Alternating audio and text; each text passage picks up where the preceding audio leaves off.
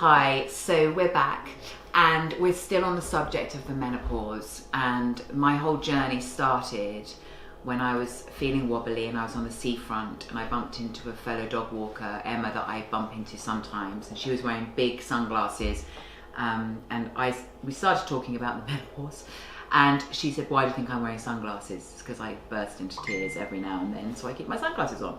And then we got talking and she said, "Do you know that there is an evening you can go to in Hove and it's called Did Someone Say Menopause, and you pay £10 and it's run by 2 NHS nurses that specialise in information on the menopause." And I went, "I've got to go." So I went, and I'm lucky enough that Sarah, hi Sarah, hello, is one of the NHS nurses. So it's Sarah and Jo couldn't come today, so Sarah's been brave enough to come on her own. Yep. And so the evening I found so inspirational, because you were in a room with like-minded women that were obviously there because they were struggling to varying degrees. And I left feeling so inspired and stronger from your evening, because I was in a room of women that, number one, I looked around the room and they were all actually feeling most probably, people aren't very comfortable about talking about the menopause or even being at the menopause. But all I could see was a room full of amazing, beautiful women with so much wisdom and knowledge that it kind of inspired me to go out and vlog. And that's when I first vlogged. Remember, people saw it on Facebook. Yeah, it's great. And the response I got was incredible. And this has led me, so your evening, Emma saying about your evening, me coming to your evening, has led me to going, or then I vlogged, then Ellie, who's filming it today, who's also been going through it, messaged me and said, you know, she can work the camera and all that shenanigans that I can't, let me film it for you. And this has all led to us sitting here today, and we're posting on YouTube to support, help, inspire, share. Let's get brave, ladies, and talk about the menopause on YouTube. And so thank you so much for coming. Thank you for inviting me. I mean, I'm so happy that it really inspired you that evening and really helped you. That's exactly what we wanted to do. Just have a very informal evening where women felt happy to talk. Yeah.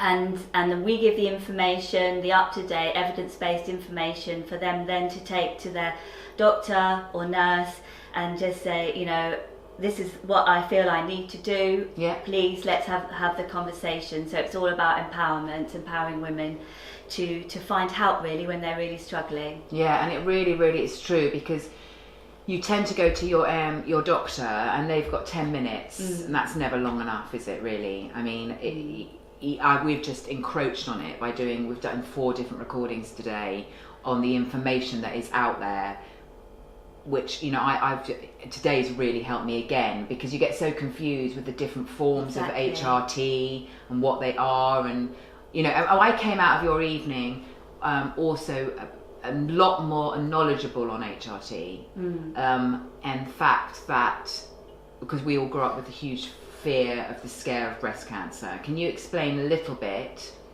about that fear isn't actually as necessary as it was when we were kids and everyone was coming off it left, right and centre? Yeah, I think it just comes from a big study that was done in, I think it's 2002, about the risk of breast cancer and combined HRT.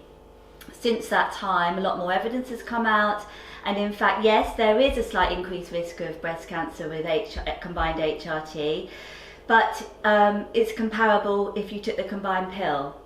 So in fact, the risk of breast cancer is greater if you drink more than your 14 units of alcohol a week, and it's far greater if you have a BMI of over 30. So it kind of demonstrates that lifestyle has a big impact on your risk of breast cancer. I'm not saying that HRT doesn't have a small risk, because it does, but there are many more other factors that go towards your risks. Yeah. You've got gels, you've got patches, you've got tablets, you've got combination pills, you've got combination patches. So there's many different forms of HRT that you could take, and it would be a discussion between yourself and your GP or nurse to find out which one's right for you. Yeah. But it can be kind of individualised to the person. Yeah, because everyone's so individual, aren't they? That's the thing. No one's the same, so it might take a bit of time to get there. Yeah. But it is important to talk about it. While I was speaking about with my girlfriends, is that if it was Inga actually who she was the one that kind of gave me the flags up way before I had any kind of menopause symptoms. She just said, if you feel wrong, if you hit a kind of age where you feel like you've lost yourself a bit, or you're feeling, she had a terrible, she had a bad time for like 8 years. Yeah. But she just said, if there's something there that kind of doesn't feel right, or you're you feel like you're overreacting, or you're tearful, or anything like that, it's most probably the menopause. Well, if you're at that age, yeah, it did help me, because when I suddenly felt a bit odd, for me, I went, oh right, this is most probably it. And I think, as well as the first sign that most women have is they're changing their periods. Yeah. And you can get the vasomotor symptoms, which are the sweats, the night sweats and the hot flushes. But I think it's really underestimated, like you say, about the mental health problems that women have. The anxiety, the loss of confidence, the forgetfulness. Yes, that. The brain fog, and people can feel very anxious to the point where they feel that they can't work. They, it really, they go to their GP, and their GP often just puts them on antidepressants. They don't always think, sometimes they do, but they don't always think, hang on, this could be the menopause. Yes, let's think outside the box here. The brain, I was actually in the mid-argument the other week, and then I left the argument. I came back thinking, I've got to get more into that argument, and I couldn't. That's my dog groaning, by the way. But then I couldn't even remember what the argument was I was arguing about. But that's just funny. But you do suddenly forget. You're in the middle of something and you forget, because you're saying that you really want to get into companies to support, in people in the workplace. I think I think it's really important that employers appreciate that women who are around menopausal age may be really struggling, and there are things that you can do at work to help your employees and to be a bit more compassionate towards it. Yeah. So 50% of women who are between the ages of 45 and 65 who are having menopausal symptoms in the last 10 years didn't go to see a GP about their symptoms, didn't find help.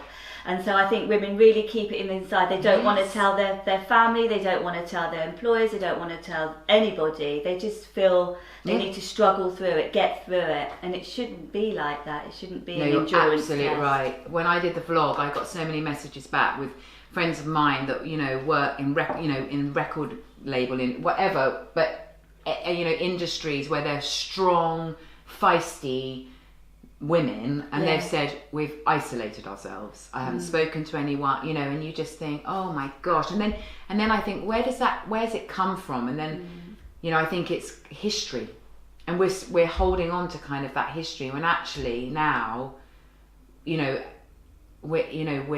mid-50s or whatever we are. That isn't old, and we can work now for another 25, 30. It isn't what it used to be. We are younger now in a way, and therefore it's just a very confusing time where you kind of feel you don't want to admit you're there. As well as how people see strength and weakness. And actually there's so much help out there that if you can be brave enough to speak up, and I'm kind of wanting to do this so that we can educate ourselves in it. So when you go to your GP, you've got a bit of background information. So because it helps, talking helps, leaning on other people helps that are in a similar situation, doesn't it? You suddenly don't feel so alone. You're not alone. There's millions of people going through it, and going to your GP. And it's funny because I'm still. Whereas when I spoke to my friends earlier, they have already got their help. One's out of it now and feels best she's ever felt. So there is light at the end of the tunnel. And my other girlfriend is on HRT. I'm not yet on anything because I haven't found what I think's right for me. But we do have also a slight part of us which feel that we have to kind of get through it. know. And that's not, because there's so many things out there that will utterly help.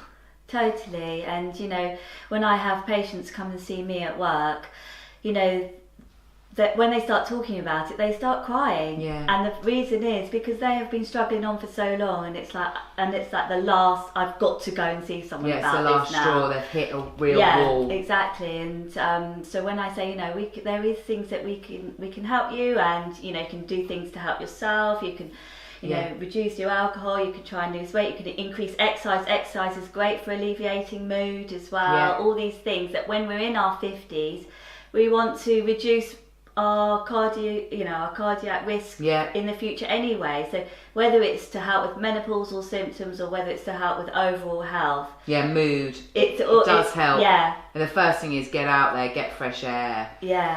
I found an amazing class called Funk Fit where you dance like you're in a nightclub and you drink. Oh, it's amazing. I should tell you the details. I go on and I come out buzzing. I come out like I've been out for them. It's wonderful.